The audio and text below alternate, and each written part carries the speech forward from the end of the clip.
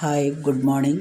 त्वमेव माता च पिता त्वमेव बन्धुश्च सखा त्वमेव विद्या द्रविणं त्वमेव सर्वं मम देवदेव।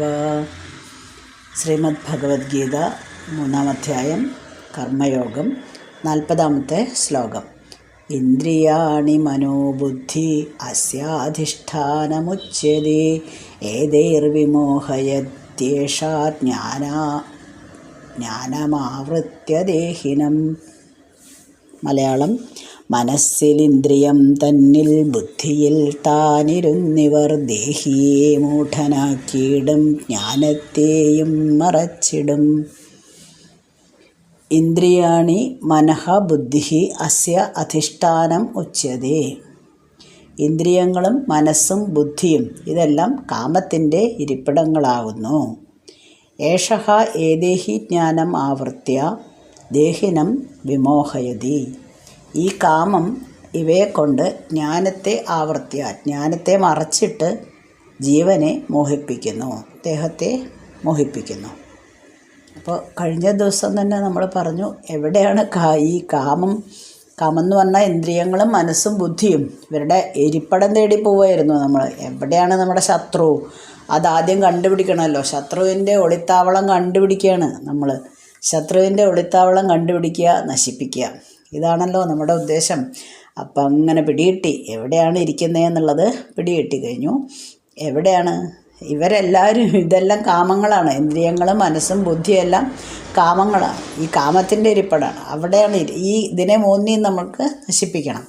നശിപ്പിച്ചു കഴിഞ്ഞാൽ നമുക്ക് ഇവരെല്ലാവരും ഈ കാമമാണ് ഇവരെയൊക്കെ മറച്ചിരിക്കുന്നത്. ആ ആവരണം പൊട്ടിച്ച് നമുക്ക് ജ്ഞാനത്തെ അല്ലെങ്കിൽ ജ്ഞാനം നേടണം.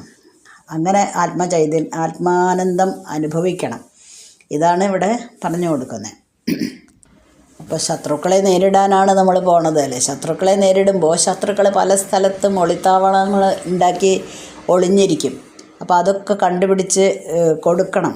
അതാരുടെ ജോലിയാണ്? ശ്രീകൃഷ്ണൻ്റെ ജോലിയാണ്. ഇതെല്ലാം അർജുനാദ ഇതൊക്കെയാണ് കേട്ടോ നമ്മുടെ ശത്രുക്കളിരിക്കുന്ന ഒളിത്താവളങ്ങൾ ഇതൊക്കെയാണ്. അതൊക്കെ നീ മനസ്സിലാക്കി വെച്ചോ. അതിന് ശേഷം നമുക്ക് അവരെയൊക്കെ വേണ്ട പോലെ വകവരുത്തിയിട്ട് യുദ്ധത്തിന് പുറപ്പെടാം. ആരൊക്കെയാണ് ഇവരുടെ പ്രവർത്തന കേന്ദ്രങ്ങൾ? ഇന്ദ്രിയങ്ങൾ, മനസ്സ്, ബുദ്ധി, ഇവയൊക്കെയാണ് ഈ കാമത്തിൻ്റെ പ്രവർത്തന കേന്ദ്രങ്ങൾ. അപ്പോൾ കുറേ അധികം 2-3 സ്ഥലത്താണ് ഒളിപ്പിച്ച് വെച്ചിരിക്കുന്നത് അല്ലേ. അതുകൊണ്ട് പക്ഷേ ഇതിനെയൊക്കെ എങ്ങനെയാണ് ഇപ്പോൾ വകവരുത്തുക? കണ്ടുപിടിച്ചു. ഇപ്പോൾ എങ്ങനെ വകവരുത്തുക വേണ്ടു? അതിനുള്ള വഴി എന്താണ്?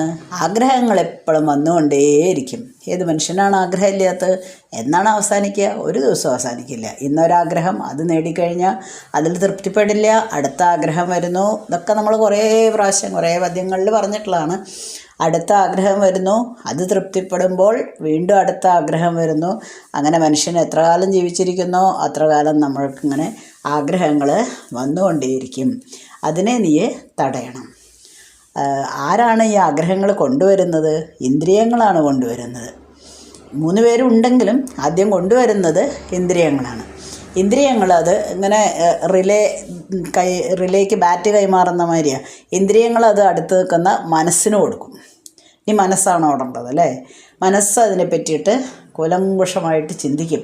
വേണോ വേണ്ടയോ, എന്താണിപ്പോൾ ഞാൻ തീരുമാനം എടുക്കണോ എടുക്കണ്ടയോ, ഇതിനെപ്പറ്റി എന്ത് ചെയ്യണം, ഞാൻ ചെയ്യണോ, ഈ കാര്യം ഞാൻ ചെയ്യണോ വേണ്ടയോ എന്നിങ്ങനെ ചിന്തിച്ചുകൊണ്ടേയിരിക്കും മനസ്സ്.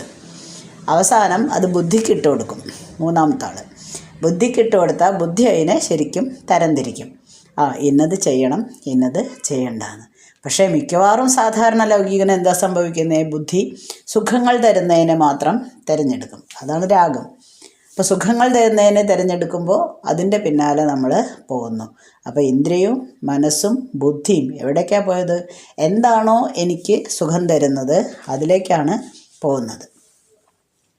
ഈ ഒരു നിയന്ത്രണവും ഇല്ലേ, ആഗ്രഹങ്ങൾക്കൊരു നിയന്ത്രണവും ഇല്ലല്ലോ. അത് എപ്പോഴും ഇങ്ങനെ ഇന്ദ്രിയങ്ങളിങ്ങനെ പുറത്തേക്ക് തുറന്നിരിക്കുന്നതുകൊണ്ട് എല്ലാ വിഷയവസ്തുക്കളിലും ഇന്ദ്രിയങ്ങൾ പ്രവർത്തിച്ചുകൊണ്ടേയിരിക്കും. അങ്ങനെ അത് ഇന്ദ്രിയങ്ങൾ മനസ്സിൽ കൊടുക്കുന്നു. മനസ്സ്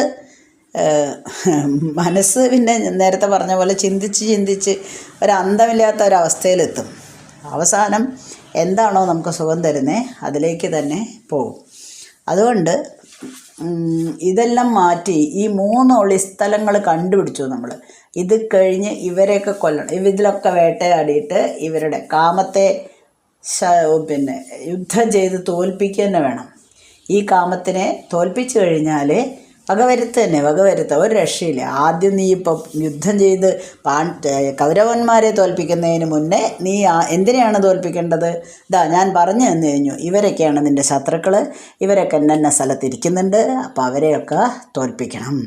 അതിനുശേഷം നമ്മുടെ മറ്റേ ശരിക്കുള്ള യുദ്ധം. ഇനി 41ാമത്തെ ശ്ലോകം. തസ്മാത് ത്വമിന്ദ്രിയാണ്യാദൗ നിയമ്യ ഭരതർഷഭ പാപ്മാനം പ്രജഹിഹ്യേനം ജ്ഞാനവിജ്ഞാനനാശനം. മലയാളം. അതോർത്തടക്കി നിർത്തേണം ആദ്യമായി ഇന്ദ്രിയങ്ങളെ, വിജ്ഞാനത്തെ നശിപ്പിക്കും പാപരെയും അടക്കണം. ഭാരതവർഷഭ, അല്ലയോ അർജുന, തസ്മാത് അതുകൊണ്ട്, ത്വം ആദൗ ആദ്യം തന്നെ നീയെ, ഇന്ദ്രിയാണി നിയമ്യ ഇന്ദ്രിയങ്ങളെ ഒതുക്കൂ, ജ്ഞാനവിജ്ഞാനനാശനം ജ്ഞാനവിജ്ഞാനങ്ങളെ നശിപ്പിക്കുന്ന, പാപ്മാനം പാപിയായ, ഏനം പ്രജഹിഹി ഈ കാമത്തെ കൊന്നുകളയൂ. ശത്രുക്കളെ കണ്ടുപിടിച്ച് തന്നിട്ടുണ്ട്, ഇനി അതിനെ കൊന്നുകളയും. അപ്പോൾ ഈ ശ്രീകൃഷ്ണൻ പറയാണ്, ഞാനെല്ലാം പറഞ്ഞു തന്നിട്ടുണ്ട്. ആദ്യം നീ ആരെ വകവരുത്തേണ്ടത്? ഇന്ദ്രിയങ്ങളെയാണ് വകവരുത്തേണ്ടത്. അപ്പം തന്നെ നമുക്ക് കാമത്തിനെ ഒരു പരിധിയിൽ വരുത്താൻ സാധിക്കും. അപ്പോൾ ആത്മാവിനെക്കുറിച്ചും മറ്റ് വിഷയങ്ങളെക്കുറിച്ചൊക്കെ നമുക്ക് ഗുരുക്കന്മാരിൽ നിന്നാണ് ഓരോ കാര്യത്തിനെ പറ്റിയിട്ടുള്ള അറിവ് കിട്ടുന്നത്. ആ അറിവ് നമുക്ക് കിട്ടുന്നതിൻ്റെ പേരാണ് ജ്ഞാനം. ആ അറിവ് നമ്മുടെ അനുഭവമാക്കി മാറ്റുന്നതാണ് വിജ്ഞാനം. രണ്ടും തമ്മിൽ വ്യത്യാസമുണ്ട്. ഒന്ന് അറിവാണ്, പുസ്തകങ്ങൾ വായിച്ചിട്ടുള്ള അറിവ്. എന്താ ഡിഗ്രി? എല്ലാം ഉണ്ട്. MSc, MEd, B.Ed, ഇനി അപ്പുറത്തേക്ക് PhD, ഇനി അതിലും വല്ലതും ഉണ്ടെങ്കിൽ അതുമുണ്ട്, എല്ലാം ഉണ്ട്. പക്ഷേ ഒരു കാര്യം, ഒരു ടീച്ചറാണ് അല്ലെങ്കിൽ എന്തെങ്കിലും ആയിക്കോട്ടെ, ഇത്രയും വിദ്യാഭ്യാസമുള്ള ഒരാളാണ്, ഒരു കാര്യത്തിനെ പറ്റി ഒരാൾ ചോദിച്ചു, അതിനെ പറ്റിയിട്ട് ഒന്ന് വിശദീകരിച്ച് കൊടുക്കുമെന്ന് ചോദിച്ചാൽ ഒന്നും പറയാനറിയില്ല. അറിവൊക്കെ ഉണ്ട്, നല്ല അറിവ് നേടിയിട്ടുണ്ട്. അവിടെ ജ്ഞാനമുണ്ട്, വിജ്ഞാനമില്ല. അപ്പം ജ്ഞാനവും വിജ്ഞാനവും രണ്ടും അറിവിൻ്റെ, ഒന്ന് അറിവ് നേടലാണ്, മറ്റേത് അത് അനുഭവിക്കലാണ്.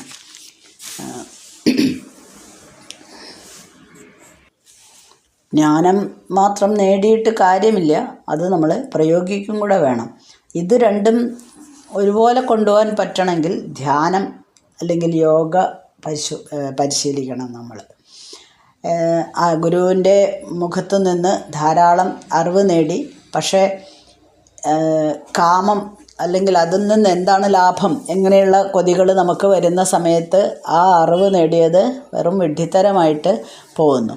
അപ്പോൾ ഇന്ദ്രിയങ്ങൾ എപ്പോഴും പുറത്തേക്ക് തുറന്നിരിക്കുന്നതുകൊണ്ട് അവ എപ്പോഴും ഇങ്ങനെ വേണ്ടാത്ത സാധനങ്ങൾ കാണുക, കേൾക്കുക, എല്ലാ ഇന്ദ്രിയങ്ങളും ഇങ്ങനെ പ്രവർത്തിച്ചുകൊണ്ടേയിരിക്കും. നോക്കണ്ടെന്ന് പറഞ്ഞാൽ നമുക്ക് ചാൻസ് നോക്കാനുള്ള ഒരു കൂടുമില്ലേ, ഒരു ആസക്തി കൂടുകയാണ് ചെയ്യുക. അത് കാണരുത് എന്ന് പറഞ്ഞാൽ ഉടനെ അതെന്താ സംഭവം എന്ന് അറിയാനുള്ള ഒരു ആകാംക്ഷ. അപ്പം പിന്നെ എന്താ ചെയ്യുക? ഇന്ദ്രിയങ്ങളെയൊന്നും നമുക്ക് കൺട്രോൾ ചെയ്യാൻ പറ്റില്ല എന്നാണ് പറയണത്. പിന്നെ നമുക്ക് എന്താ ചെയ്യാൻ പറ്റുക? അവരിങ്ങനെ വ്യാപരിച്ചുകൊണ്ടേയിരിക്കും, പല പല മേഖലകളിൽ ഇങ്ങനെ വ്യാപരിച്ചുകൊണ്ടേയിരിക്കും. പിന്നെ എന്താ ചെയ്യുക വെച്ചാൽ അവയെല്ലാറ്റിനെയും കൂടെ ഒരു പ്രത്യേക രീതിയിലേക്ക് അല്ലെങ്കിൽ ഒരു പ്രത്യേക തലത്തിലേക്ക് തിരിച്ചുവിടാം. വന്നോട്ടെ, ഇന്ദ്രിയങ്ങൾ വന്നോട്ടെ, പക്ഷെ ഞാൻ അവരെയൊക്കെ റൂട്ട് മാറ്റിയിട്ട് ഒരു പ്രത്യേക സ്ഥലത്തേക്ക് തിരിച്ചുവിടുക. ഏതാണ് പ്രത്യേക സ്ഥലം? ഭക്തി. അപ്പോൾ ഭക്തിയിലേക്ക് തിരിച്ചുവിടുക. ഭക്തിയിലേക്ക് തിരിച്ചു വിട്ടിട്ട്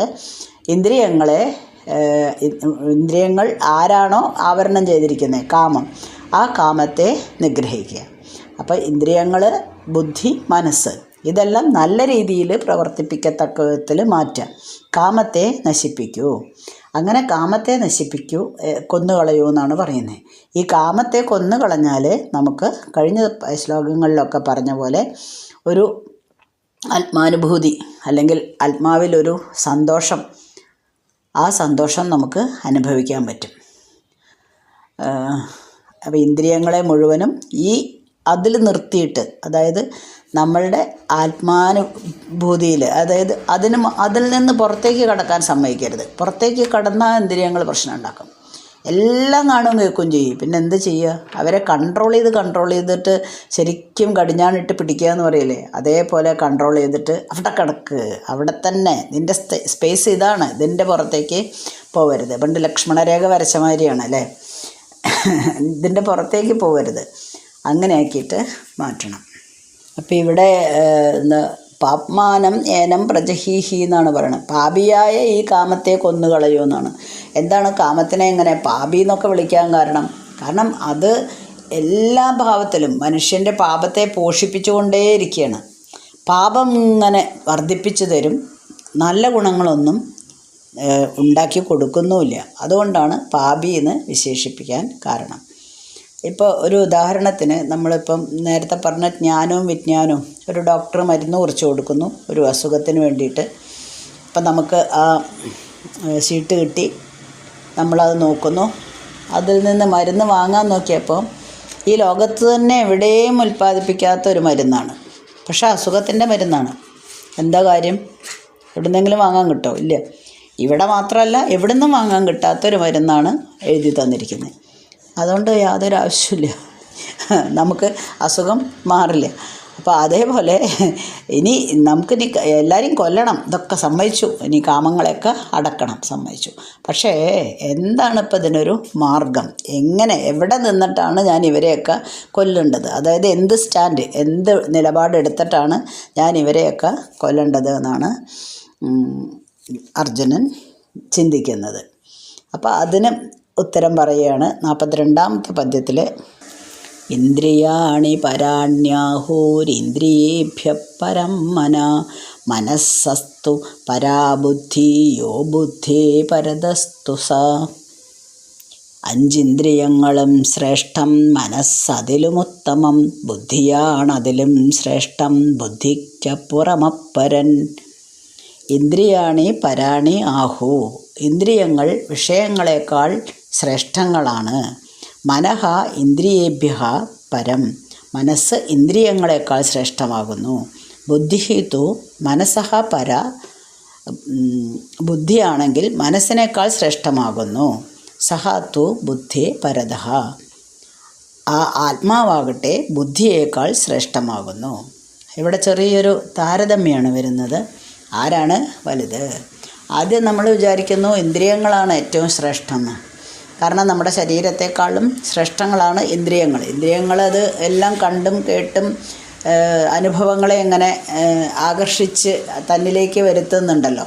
അപ്പോൾ ഇന്ദ്രിയങ്ങൾ തന്നെയാണ് ശ്രേഷ്ഠം. ഈ അനുഭവങ്ങൾ മുഴുവൻ നമുക്ക് കൊണ്ടുതരുന്നത് ഇന്ദ്രിയങ്ങളാണ്. ഇനി മനസ്സാണെങ്കിലോ ഇന്ദ്രിയങ്ങളെക്കാൾ ശ്രേഷ്ഠമാണ്. മനസ്സാണ് ഈ ഇന്ദ്രിയങ്ങൾ കൊണ്ടുവരുന്ന അനുഭവങ്ങൾ മുഴുവനും സ്വീകരിക്കുന്നത് മനസ്സാണ്. ആ മനസ്സിലാണ് ഇതെല്ലാം കണ്ണാടിയിൽ പ്രതിഫലിക്കുന്നത് പോലെ പ്രതിഫലിക്കുന്നത്. നമ്മൾ കഴിഞ്ഞ ദിവസം ശ്ലോകത്തിൽ പറഞ്ഞു. ഇനി ബുദ്ധിയാണല്ലോ അതിനെ ചിന്തിച്ച് പ്രവർത്തിപ്പിക്കുന്നത്. അപ്പോൾ ബുദ്ധി മനസ്സിനേക്കാൾ ശ്രേഷ്ഠമാണ്. ഇനി ബുദ്ധിയേക്കാൾ മുകളിൽ എന്താണുള്ളത്? ആത്മാവ്. ആത്മാവിനെ പറ്റിയിട്ട് നമ്മൾ അറിയാൻ ശ്രമിക്കുകയാണെങ്കിൽ ആത്മാവ് ബുദ്ധിയേക്കാൾ ശ്രേഷ്ഠമാകുന്നു. ഇതിനെ പറ്റിയിട്ടാണ് ഈ ശ്ലോകത്തിൽ വിവരിക്കുന്നത്. അപ്പോൾ കുറച്ച് എക്സ്പ്ലനേഷനുള്ള ഒരു ശ്ലോകമാണ്. അതുകൊണ്ട് ഇതും അടുത്തതും കൂടെ അടുത്ത ദിവസം വായിക്കാം. ജസ്റ്റ് പദ്യം വായിച്ചിട്ടുണ്ട്, അതിൻ്റെ ചെറുതായിട്ടുള്ള അന്വയം പറഞ്ഞിട്ടുണ്ട്. ഇന്ദ്രിയങ്ങൾ ശ്രേഷ്ഠങ്ങളാണ്, മനസ്സ് ഇന്ദ്രിയങ്ങളെക്കാൾ ശ്രേഷ്ഠങ്ങളാണ്, ബുദ്ധി മനസ്സിനേക്കാൾ ശ്രേഷ്ഠമാകുന്നു, ഈ ആത്മാവാണെങ്കിൽ ബുദ്ധിയേക്കാൾ ശ്രേഷ്ഠമാകുന്നു. കുട്ടികൾക്ക് പഠിക്കുമ്പോൾ സാധാരണ കൊടുക്കും ഗ്രേറ്റർ ദാൻ ഇട്ട് എഴുതാൻ, ഡിക്രീസിങ് ഓർഡറിൽ എഴുതുക, ഇൻക്രീസിങ് ഓർഡറിൽ ഇട്ട് എഴുതുക എന്ന്. അതേപോലെ തന്നെയാണ് ഇതും. ഏതാണ് ഏറ്റവും താഴ്ന്നത്, ഏതാണ് ഏറ്റവും മുകളിൽ നിൽക്കുന്നത് എന്നുള്ളത് ഇൻക്രീസിങ് ഡിക്രീസിങ് ഓർഡറിൽ നമുക്ക് ഒതുക്കാൻ പറ്റും. അങ്ങനെ നമ്മൾ 42ാമത്തെ ശ്ലോകത്തിലാണ്. അർത്ഥം മുഴുവനായിട്ടില്ല, അതിൻ്റെ ചെറിയൊരർത്ഥമേ പറഞ്ഞിട്ടുള്ളൂ. 43ാമത്തെ ശ്ലോകത്തിൽ ഈ അധ്യായം അവസാനിക്കും. അപ്പോൾ 42ഉം 43ഉം കൂടെ അടുത്ത ദിവസം വീണ്ടും വായിക്കാം, പറഞ്ഞുതരാം. അങ്ങനെ നമ്മൾ 3 അധ്യായങ്ങൾ തീരും. അടുത്ത ദിവസത്തെ വായനയോടെ 3 അധ്യായങ്ങൾ തീരും. 18 അധ്യായങ്ങളാണുള്ളത്. ഈ 18 തീർക്കാൻ ഭഗവാൻ അനുഗ്രഹിക്കട്ടെ എന്ന് അനുഗ്രഹിക്കട്ടെ എന്ന പ്രാർത്ഥന, അനുഗ്രഹിക്കും എന്ന വിശ്വാസം തൽക്കാലം നിർത്തുന്നു. ഓക്കെ. അസ്മിൻ പരാത്മകൽപ്പേതുമിത്തമുത്ഥാപിതപത്മയോനി അനന്തഭൂമാമരോഗരാശിം നിരുന്ധിവാതാലയവാസ വിഷ്ണു.